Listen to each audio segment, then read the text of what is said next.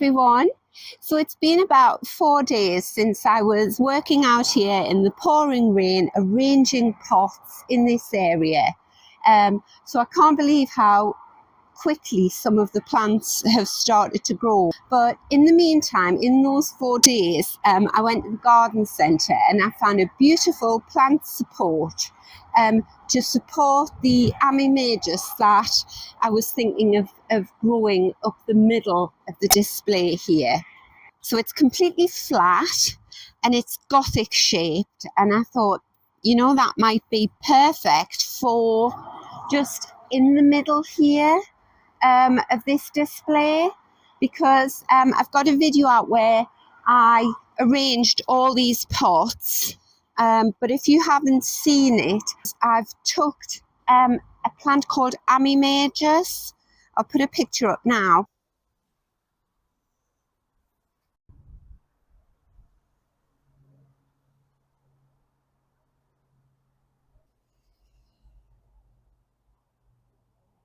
Ammi Majus grows between 5 and I would say 6 foot tall in my garden when it is in full sun. So I'll actually show you a dead stem of Ammi Majus that I found the other day when I was in this part of the garden.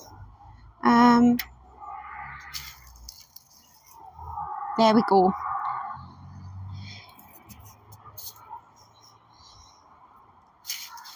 So he's snapped off at the bottom, but you can imagine if he went straight up there, I'm 5'6".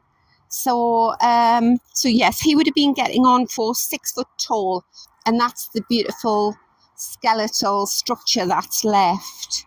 And what I do is they're all over the place actually, because I grow them and I pin them into this obelisk with this Clematis, and I attach them to this beautiful apricot rose here. Anything to give them a bit support.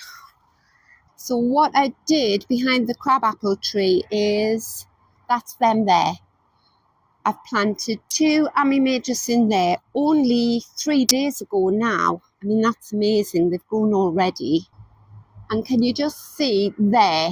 I've got 2 there. So I'm going to train them up there on that trellis in amongst the fairy rose. And what I was saying in that last video was that actually I think I would like some Ammi Majus right in the middle of the garage here. And I thought, I've got a bit of space down the back. In fact, I've got as much space as I want because I can move this cart. I can move it slightly forward. But I thought I'll plant 2 tubs of Ammi Majus down there and then maybe just support them with bamboo stakes, which is fine. But I do love the Gothic arch shape. You can see I had the joiner cut the gate in a Gothic arch. And I'm going to just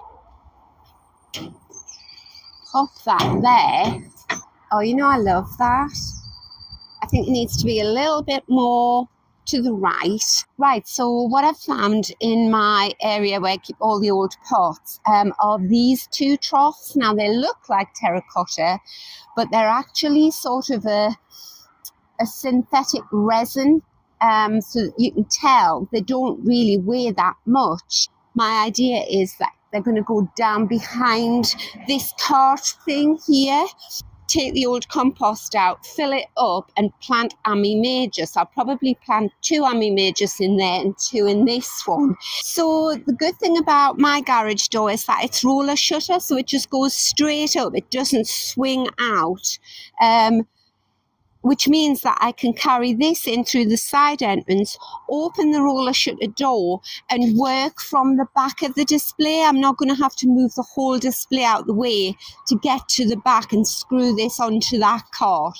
So I'll take you into the garage now and show you what I mean. Right, so here we are in my garage. See, oh, there we go. I never said I was a tidy gardener. This is my side of the garage. So here we are at the back of the garden lounger. And I can just work from this end and screw that structure to it, push this forward and carry those troughs in round the side and plant them in position here. So I've got a nice big tray here to tip everything out on. Not that I've got much room. So the soil in this tub is dry as a bone. So I'm just going to take the fur out and the wallflower. So I'll just get rid of that. Right, so I've got drainage holes in the bottom. Fill this up with some nice new compost. And the beauty about this system here, having these troughs behind this trellis, means that if I want, I could grow another clematis up there. That would be good. Put a clematis in this trough. But I may just do that. Right, so because I think I might put a clematis in here as well. I'm going to go and get some of my homemade compost and mix that in, because clematis are really hungry plants. Right, so I'll show you down the garden. I'll show you where I've got my homemade compost. Right, so this is my very smart new wheelbarrow, and this is my very old wheelbarrow with 3 huge holes in the bottom. Right, so this is my this is my homemade compost. I just cleaned the one of the compost bins out, and this is what is left. So you can see there are loads of eggshells in it, and this is made up of all my kitchen scraps over the year. It's great if you've got room to have a compost bin, because we all have kitchen scraps. And the thing is, mixing homemade compost into shop bought growing medium, it's like giving your plants an energy drink. It's like really high in nutrients. So things like clematis and sweet pea and that, just love it. And roses, and you can spread this round your plants like a mulch. You don't plant straight into homemade compost because it's far too rich. I don't know what exactly it would do, but I don't think it would be good for them.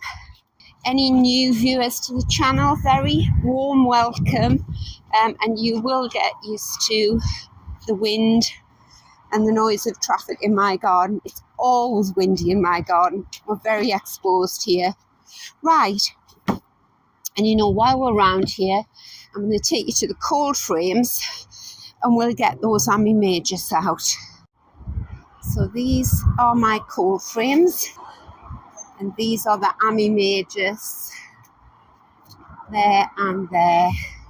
These have all been hardened off for weeks now.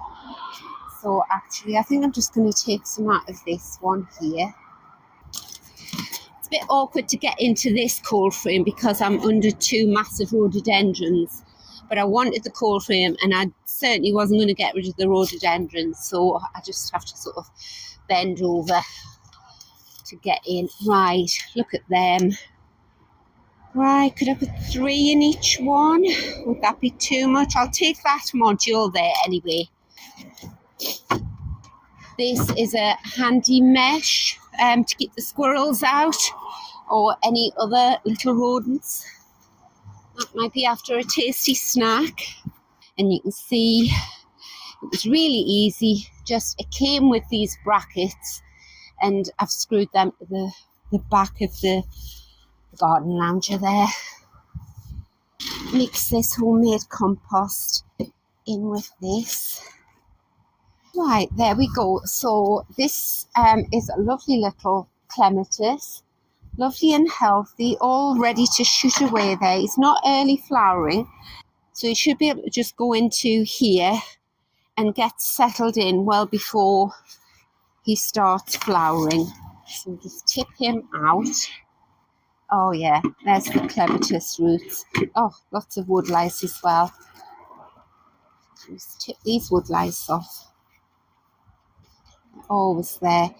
Just I'll tease out the roots, which have gone down to the bottom, and then they just start wrapping themselves round and round. Take off the obvious weeds off the top and pop him in there. Right, I'm going to put him down a bit deeper. I'll just tip some of this into here, into this tray. Make some room. Right, there we go. Pop him in there. Oh, he's going to love it in here. That's it. And put this new soil back around him.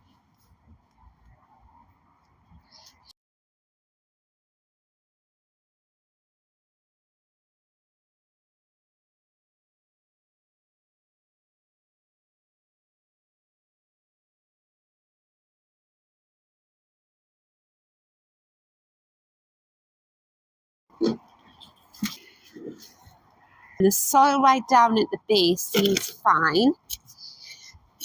So I'm just going to break it up a bit. Add some of my homemade compost to it. And some fresh shop bought growing medium. And this one will be fine for the Ammi Majus. Just break it all up. The tulips would have actually been fine probably if I'd had space to overwinter them in the garage, because they don't mind the cold, but it's the sitting in cold wet soil outside in the winter that really gets the tulips. Daffodils don't seem to mind it one bit. Just put a layer of compost in there.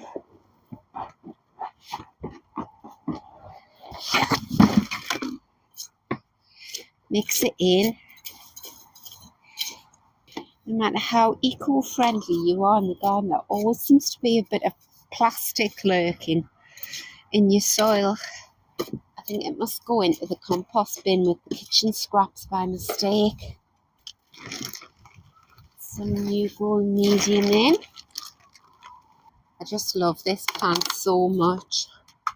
So easy to germinate from seed.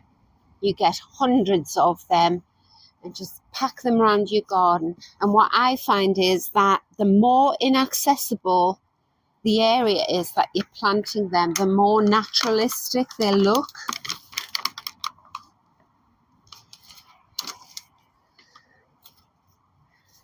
So if I just planted all of these out in open ground with bean sticks behind them, they wouldn't look half as effective in my garden as when I sort of crawl around and planting them behind hydrangeas and under rhododendrons and like this, hiding them behind a display.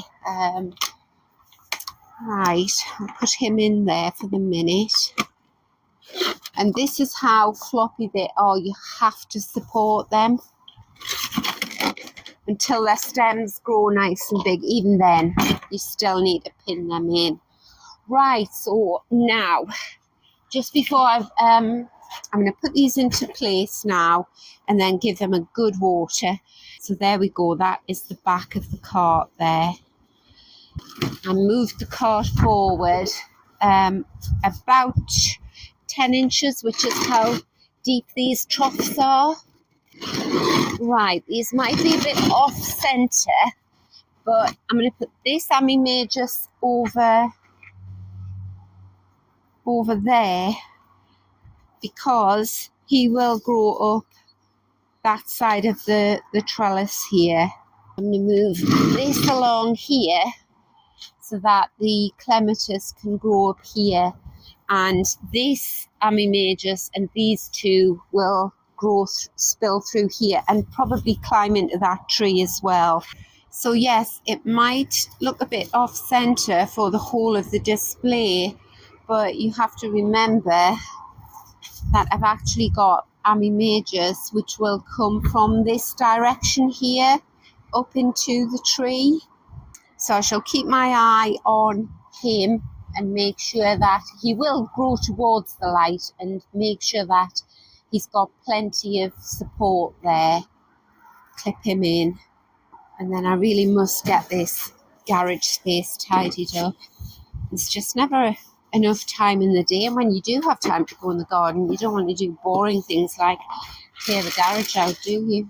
So yes, the other day on the video that I shot outside the garage, I was putting a clematis beside the hedge to train it through a piece of wood, and I said I have to keep an eye on him because he'll want to go up into the hedge, and that's exactly what he started to do. So I'll show you. Right, we'll shut that door. Oh, let's hope I've judged it right and that the door doesn't jam on them.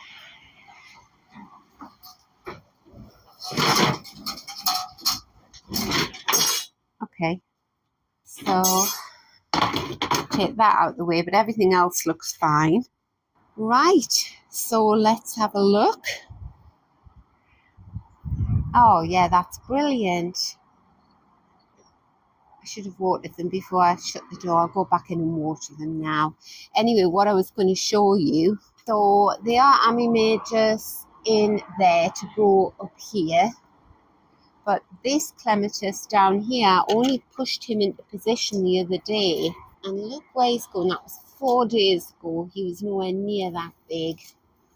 So look, he's trying to latch on to the hedge there, and so is this one down here.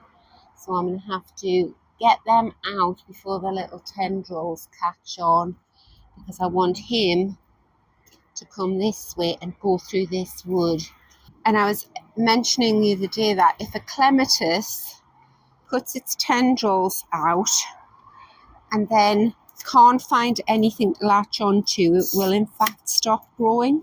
It may continue to grow for a little while, but and grow long and leggy, you know, maybe a foot long, 2 foot long, but it will stop growing. They're so clever. But as soon as it finds something to latch onto, then it starts pulling itself up. So these clips are brilliant. Just buy a bag full of them and then get that tendril there if I can. Oh, there's nothing at the moment to latch him onto, just too short, but this one I can. I hope you can see down there. It's really awkward. I could do the cameraman, couldn't I? So this tendril here, which has grown, I must say, about 6 inches in 4 days, once they start, and you just open the plastic clip, and I'm going to clip him to that stem there. There we go. So I've got one in, and they haven't got to be snapped on too tightly. Oh, if he was like another inch longer, it would be so. Oh, there you go. I've got him tied in there. So yeah, I feel happier about that. They're growing in the right direction. So there we go, everyone. Thank you so much for visiting my very windy garden this weekend. So I hope you're having fun in your garden wherever you are in the world, and I'll see you next time. Bye.